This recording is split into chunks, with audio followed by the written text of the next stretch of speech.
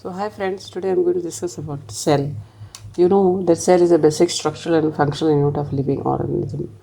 Cells are the basic unit of life, capable of doing all required biochemical processes that a normal cell has to do in order to live. So the basic needs for the survival of all living organisms are the same. All living organisms need to respire, digest food for obtaining energy, and get rid of metabolic waste. So bodies of all living organisms like archaeobacteria, eubacteria, protista, fungi, plants, and animals are all made of microscopic units called cell. Now the present day cells, they share common fundamental properties. Like all cells have DNA as the genetic material. They are surrounded by plasma membrane and use the same basic mechanism for energy metabolism. You should note that human has more than 200 different types of cells, each specialized for distinct functions. According to old classification, there was five kingdom system. There is monera, protist, plants, fungi, and animals.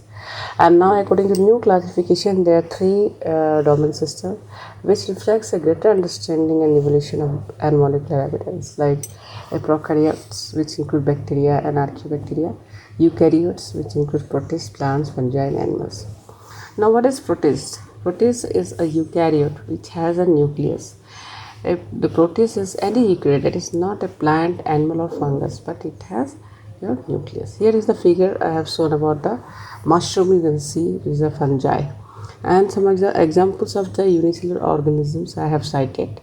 Here, the pictures you can see here and down here. That is paramecium, amoeba, bacteria, and yeast. Organisms are divided based on cells number, that is unicellular organism and multicellular organism. So unicellular organisms, they are capable of individual cell replication, whereas multicellular organisms, they are capable of carrying out certain basic units like nutrition, respiration, growth, and production. So there is so many difference between the unicellular and multicellular. I have cited a list of it. So to mention a few, suppose the body of organism is composed of single cell in unicellular, but in multicellular it is composed of numerous cells. Division of labor is at organelle level. It gives a low level of operation efficiency, whereas in multicellular, division of labor may be at cellular level, tissue, organ, and organ system level. It gives high degree of operational efficiency. Here in unicellular, a single cell carries out all the life process, whereas in multicellular, different cells are supposed to perform different functions. The cell body is exposed to environment on all sides in the unicellular, but in multicellular, their inner cells are devoted to other functions, and on the outer cells are specialized to face the environment. In unicellular, a cell body cannot attain a larger size, but in multicellular body, it can attain a larger size. Power of division is not lost in unicellular, but in multicellular, certain specialized cells lost power of division.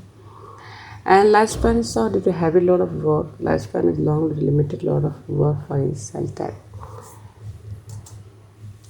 Now, how this discovery of the cell was made, we should know that. So you can see here the picture of Robert Hooke and his microscope.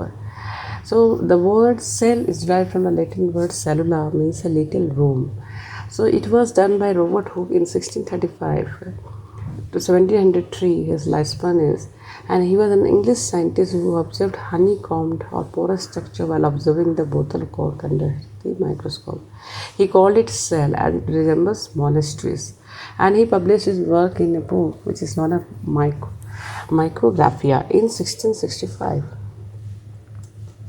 Then another important scientist is Anton van Leeuwenhoek. He was a Dutch microscopist. He made an improved microscope in 1674. You can see here the photo of the microscope I have given. And then through this microscope, he observed free living cells in bone water for the first time. So the pictures of all those which he have observed under his microscope is drawn by him, and it is shown here. So he was actually the first person to see single cell organism and call them animalcules. Here is the paper I have cited about his life and his work. If you are interested to know more about him, you can go through it. Then here he is a person who discovered a nucleus of the eukaryotic cells. So while studying the leaves of the different types of plants, he became the first scientist to observe and describe the cell nucleus and to affirm that it was present in all cells. So he is actually a Scottish botanist, that is Robert Brown, and he discovered and named the nucleus in plant cell. So you can see here the pictures of Robert Brown and the plant cell, which is circled by red color. Then he is a person in 1839 who coined the term protoplasm for the fluid substance of a cell, and first used a microtome to make water-thin slices of tissues for microscopic examination. He was first to use an improved version of compound microscope. So who is he? He is actually John Purkinje.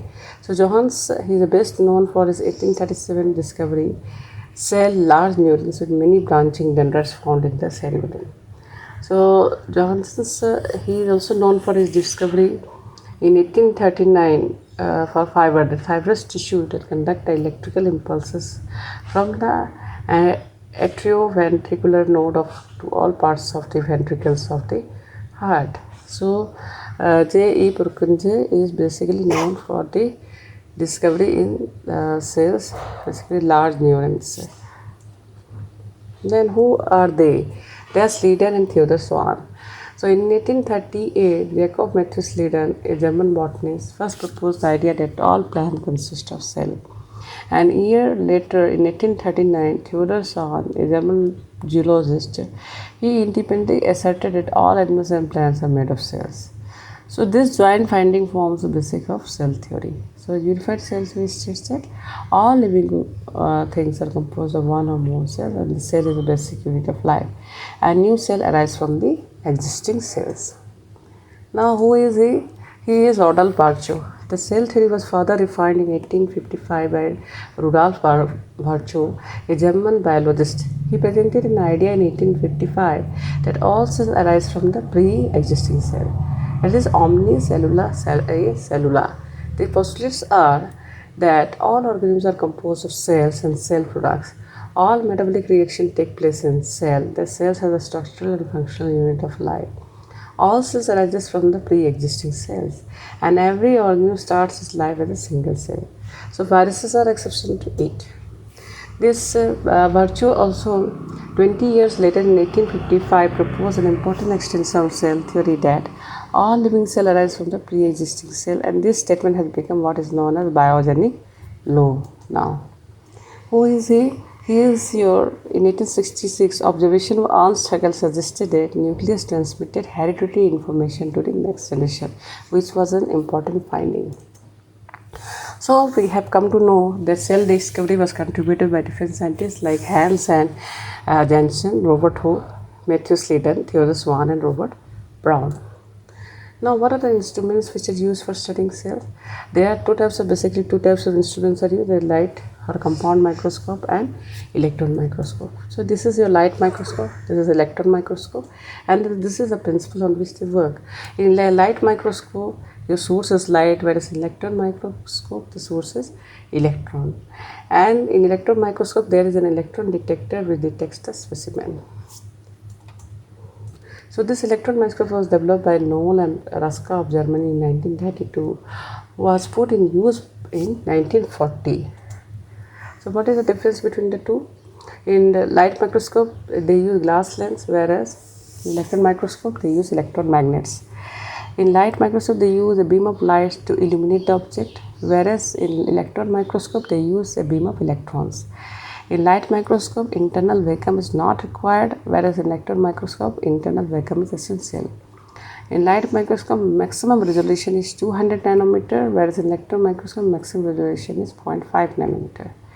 Magnification is up to 500x to 1500x in compound microscope or light microscope, whereas in electron microscope, it is around 2 million. We can see small organism limiters, invertebrates and whole cells in a light microscope, whereas we can see organelles of cells, bacteria, and even viruses in the electron microscope. So how important is this electron microscope is? Now the cell size. The size of cells varies from very small bacteria, that is 0.2 to 0.5 micrometer, to as very large size of ostrich, which is 18 centimeter. And the prokaryotic cells usually range from 1 to 10 micrometer, but eukaryotic cells are ranging from 10 to 100 micrometer. So the unicellular organisms are larger than a typical cell of multicellular organism. Amoeba proteus is the biggest among the unicellular organs. It's a 16 micrometer in length. And Mycoplasma galliseptum, an unicellular organism which is only about 0.1 micrometer. And the smallest cell is your mycoplasma, which is known as PPLO, pleuropneumonia-like organism, and it is 10 micrometer in size. And largest cell is your egg cell of ostrich. And then the longest cell is the nerve cell, which is about some may have 1 meter long tail or axon. And the largest plant cells are the xylem cells. So this is a few information about the cell size. How the measurement of cells is done? There's a few basic units are used to measure cell. So the best unit to measure most cell is micrometer, and the size of micro is usually measured in micrometer, which is also known as 1 millionth of a meter. And for some subcellular structure, for instance ribosomes or organisms such as viruses, your nanometer is used. Here in the chart you can see the conversion of 2 millimeter into your micrometer and nanometer. So, and the rest you can understand through it that 2 millimeter, if it is multiplied by 1000, it gives it is equal to micrometer. And when this 2000 micrometer is multiplied by 1000, it is equal to nanometer. Means 2 millimeter is equal to 2 into 10 to the power 6 nanometer. So I have already told that micrometer, which is also known as micron, it is 1 millionth of a meter, and it is the unit of length in CGS system, whereas in SI it is replaced by micrometer, and in CGS it is known as micron. So 1 micron is equal to 1000 nanometer, and 1 nanometer is equal to 10 angstrom. Cell volume is cell number. Cell volume is the amount of space that cell occupies and is found by multiplying the length of the cell by the width and by the height of the cell. So the volume of a cell is fairly constant for a particular cell type and independent to size of an organism. So cells of elephant are not big, they are many. That's why the size of elephant is large. Number of cells in multicellular is usually directly correlated with the size of organism. Fixed cell is found in rotifers and nematodes, and they are called utili. In utili animal, mitosis stops following embryonic development. Therefore, there are fixed cells in it. Cells that may be fixed or irregular in shape. Like an amoeba has definite shape. If it wants to move somewhere, it can extend part of its body in appropriate direction to form a temporary foot or pseudopod.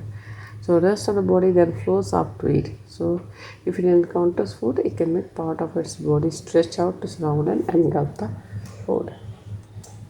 So here is the picture of the different blood cell type which have along with their lifespan in blood and functions. So neutrophil, it survives only for 7 hours and its function is in defense. And you can see the have different days and functions, of which T lymphocytes is the memory cells and it lives for years, and its function is cell immune system. So what is this blood cells? They are also known as leukocytes. They are part of immune system and they are responsible for tracking and killing pathogens such as bacteria by eating them by the process known as phagocytosis. This can only be possible as they are able to change shape and they migrate to the walls of the small blood vessels and are able to find their ways in the tissues. So here in the figure you will see at the site of infection of the leukocytes adhere to the wall of the blood vessel. Then leukocyte changes shape and crawl into the tissues, and then it eats the bacteria. Again, bacterial cells are different shape and size. Suppose unicellular organisms are single celled, we know that, and therefore they perform all the characteristics of life, which means they need a bigger cells for their functions and within that cell only. Like bacteria, protozoa, fungi, which is unicellular, algae, which is unicellular, and anarchy. So here the bacterial cell shapes, which some are round or basally, some are spiral, some are coma or vibrous, and some are filamentous. Whereas multicellular organisms, they are made of different cells. Each cell has a different shape that allows it to perform specific tasks in order to contribute towards the overall functions of the organism. So you can see there are 200 different types of cells in human. Here the picture of nerve cells, bone cells, blood cells, smooth muscle cell, fat cells, sperm and ovum has been given. Thank you. If you have liked my videos, really, then subscribe it. Thank you.